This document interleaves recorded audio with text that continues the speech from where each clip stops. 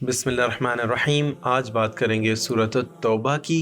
یہ قرآن کی 9th صورت ہے اور اس کا ریولیشن آرڈر ہے 113 کا آخری صورتوں میں سے ایک صورت ہے۔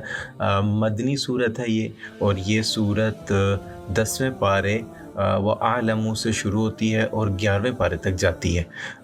تو سب سے پہلے بات کر لیتے ہیں اس کے نام کی۔ اس کے دو نام ہیں۔ اس کا مشہور نام توبہ ہے اور اس کا ایک نام برات یعنی کہ جو بیسیکلی خلاف ورزی مشرکین کی، اس میں اس کی ذکر ہے، اس وجہ سے ہے۔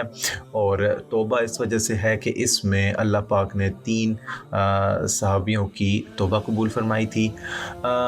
اور اس چیز کی اس صورت کی ایک اور بات یہ ہے کہ اس سے پہلے بسم اللہ نہیں ہے، اور اس کی وجہ جان لیجئے کہ عموماً یہ ہوتا تھا کہ جب بھی کوئی صورت نازل ہوتی تھی تو جبرائیل علیہ السلام صورت کے نازل سے پہلے بسم اللہ الرحمن الرحیم بھی نازل ہوتی تھی، جس سے نبی پاک صلی اللہ علیہ وسلم کو یہ پتہ چلتا تھا کہ یہ مختلف صورت ہے۔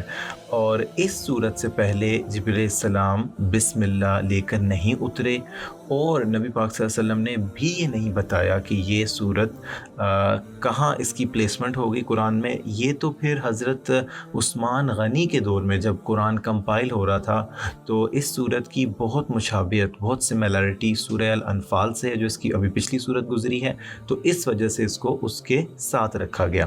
اور ایک اور وجہ کہ اس سے پہلے بسم اللہ نہیں ہے وہ یہ ہے کہ یہ صورت جو شروع ہوتی ہے وہ اس سے شروع ہوتی ہے کہ جو مشرکین کی خلاف ورزی یا ان سے جو برات، جو ڈس ایسوسیشن کا ذکر ہے اور ان سے معاہدہ توڑنے کا جو ذکر ہے، اس سے شروع ہوتی ہے، اور اس سے پہلے بسم اللہ کی ضرورت نہیں تھی۔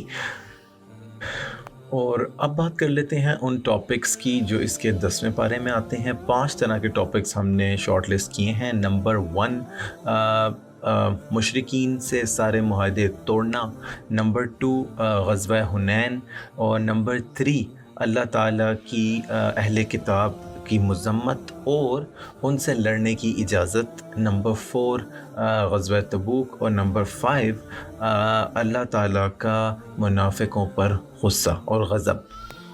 اور اس کے وہ ٹاپکس جو 11ویں پارے یا تذیرونہ میں آتے ہیں وہ 4 طرح کے ہیں۔ نمبر 1 منافقین کی مذمت، نمبر 2 مومنین کی کچھ صفات، اور نمبر 3 ان 3 صحابہ کی توبہ، اور نمبر 4 نبی پاک صلی اللہ علیہ وسلم کا درد۔ اور اب بات کر لیتے ہیں ان ٹاپکس کی جو 10ویں پارے میں آئے ہیں۔ ٹاپک نمبر 1 تھا مشرکین اور کفار سے معاہدے توڑنے کا حکم، جس کو برات کہتے ہیں۔ اس میں اللہ پاک نے یہ حکم دیا مسلمانوں کو کہ جو بھی ان کے ایگزسٹنگ ایگریمنٹس ہیں مشرکین سے، ان کو توڑ دیں، اور اللہ پاک نے اس میں ان کو 4 مہینے کی ٹائم لائن دی مسلمانوں کے ساتھ رہنے کی، اور اس کے بعد مسلمانوں کو اجازت تھی کہ وہ ان سے لڑ سکتے ہیں۔ اور دوسری چیز یہ بتائی گئی کہ وہ مشرکین جو امن پسند تھے تو ان کو ان 4 مہینوں کے بعد بھی وہ معاہدے کمپلیٹ کرنے کی، ایگریمنٹس کمپلیٹ کرنے کی اجازت دے دی جائے گی، لیکن جب وہ کمپلیٹ ہوں گے اس کے بعد ان پہ بھی وہی حکم لگے گا کہ مسلمانوں کا ان سے کوئی لین دین نہیں ہوگا۔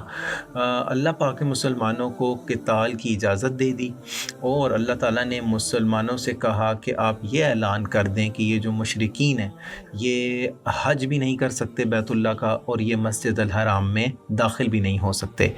اللہ تعالیٰ نے مشرکوں کو یہ بھی حکم دیا کہ وہ اللہ کے گھر سے چلے جائیں، اور وہ بیسیکلی جو پورا عربیہ تھا اس کو چھوڑ کے نکل جائیں۔ اور ٹاپک نمبر 2 تھا غزوہ حنین۔ حنین بیسیکلی ایک جگہ ہے مکہ اور طائف کے بیچ، اور یہاں کے جو قبائل تھے وہ مشہور تھے تیر اندازی کے لیے، آرچری کے لیے، اور وہ مسلمانوں سے لڑنے کے لیے تیاری کر رہے تھے۔ تو یہ خبر نبی پاک صلی اللہ علیہ وسلم تک پہنچی، تو نبی پاک صلی اللہ علیہ وسلم نے بھی 21,000 کا لشکر، ایک ہیوی آرمی تیار کی ان سے لڑنے کے لیے۔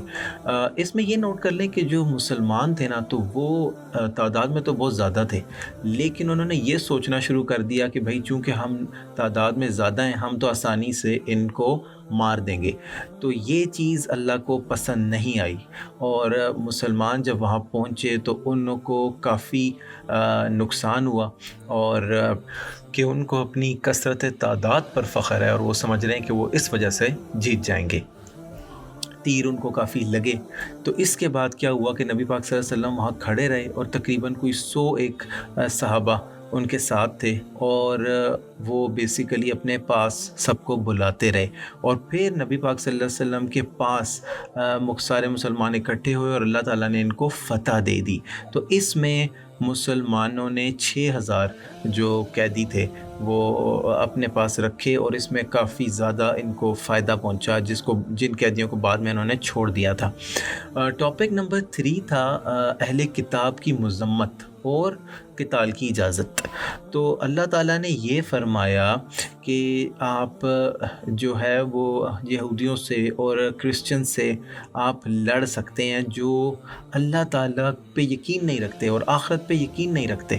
تو اللہ تعالیٰ نے یہ کہا کہ ان کو آپ مار سکتے ہیں، ان کا قتل کر سکتے ہیں، اور آپ ان کو فورس کر سکتے ہیں جزیہ کے لیے، جو بیسیکلی ایک ٹیکس تھا جو کافر وہاں رہتے تھے ان کو دینا پڑتا تھا، اور یہ ایک ایسا ٹیکس ہوتا ہے جو بیسیکلی لیا جاتا ہے مسلمانوں کی حفاظت کے لیے۔